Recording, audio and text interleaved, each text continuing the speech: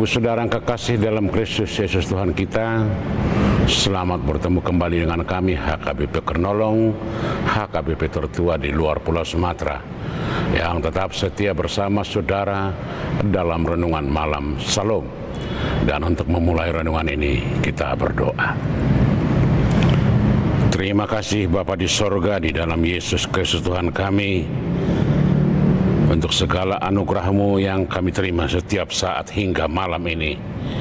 Dan biarlah Roh-Mu yang menguatkan kami untuk memahami kehendak-Mu. Di saat kami mendengar firman-Mu, di dalam Yesus kami berdoa. Amin. Saudara-saudara yang kekasih dalam Kristus Yesus Tuhan kita, firman Tuhan untuk kita hari ini, hari Sabtu 1 November 2025, sebagaimana ditetapkan HKBP.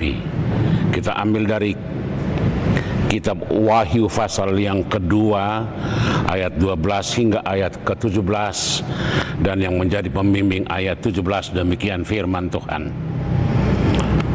Siapa bertelinga, hendaklah ia mendengarkan apa yang dikatakan Roh kepada jemaat-jemaat.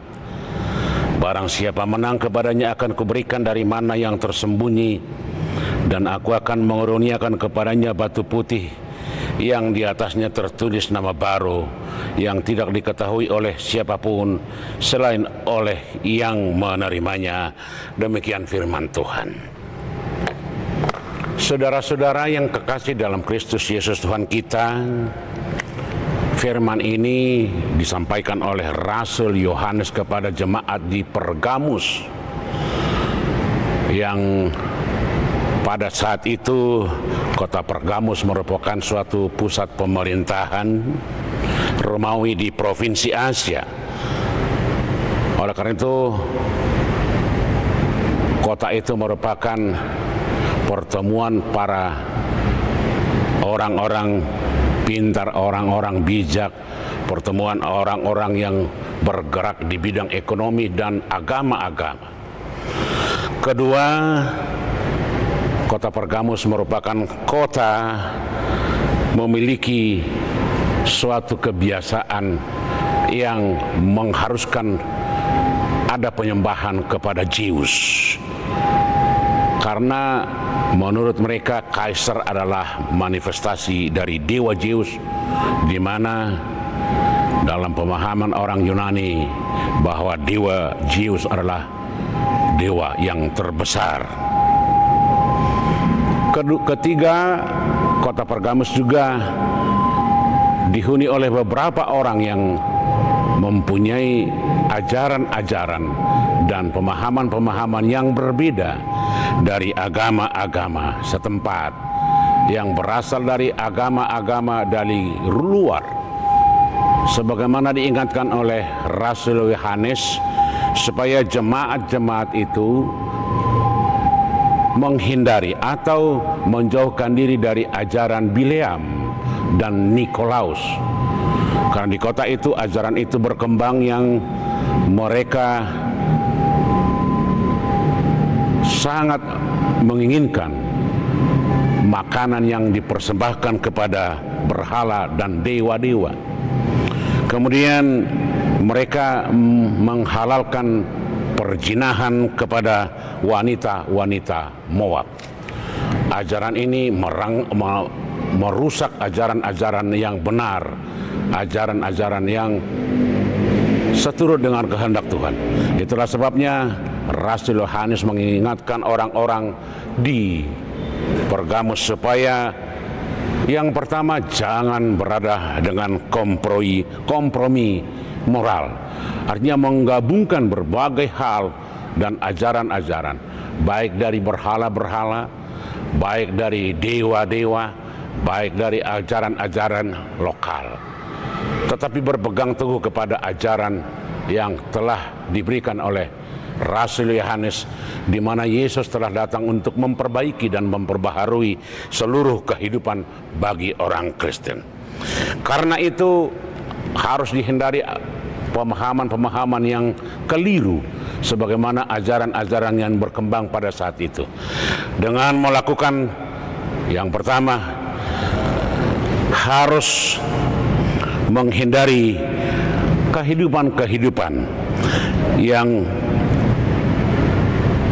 berakar kepada kompromi moral, yaitu pornografi, seks bebas, dan gaya hidup duniawi.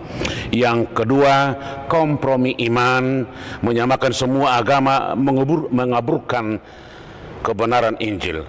Ketiga, kompromi etika, korupsi, ketidakadilan, dan manipulasi demi kenyamanan.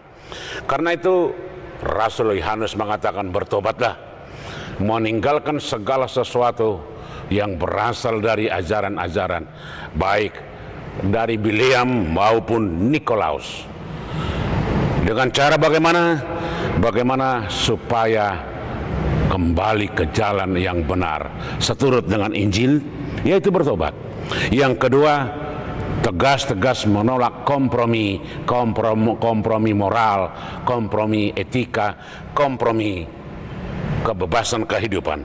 Dan yang ketiga, bagaimana kembali kepada firman yang tajam bagaikan pedang bermata dua yang bisa memisah yang jahat dan yang benar.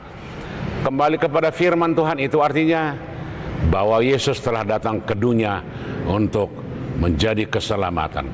Keselamatan tidak pernah dapat dari dewa-dewa, dari dewa-dewa Baal atau agama-agama yang tidak berdasarkan pada ajaran yang benar, sebagaimana kita temukan dalam firman Tuhan. Biarlah kehidupan kita diperhadapkan dengan hal-hal seperti ini, agar kita dapat memilah dan menolak yang namanya tidak seturut dengan kehendak Tuhan. Dan akhirnya kita akan diperbaharui melalui rohnya, agar kita menjadi orang-orang yang benar-benar seturut dengan kehendak Tuhan. Amin. Kita berdoa. Kembali kami mengucap syukur Tuhan untuk firman-Mu pada saat ini, yang menegaskan pemahaman kami agar menolak segala yang berbentuk berlawanan dengan kehendak-Mu, dengan firman-Mu, agar kami selalu setia bersama-sama dengan Engkau, dan menolak segala kompromistis, baik secara ekonomi, baik secara moral, dan apalagi secara agama, tetapi berpegang teguh kepada ajaran yang benar seturut dengan firman-Mu. Amin. Kasih karunia Allah Bapa, kasih setia Yesus Kristus, dan persekutuan dengan Roh Kudus kiranya menyertai saudara-saudara sekalian. Amin.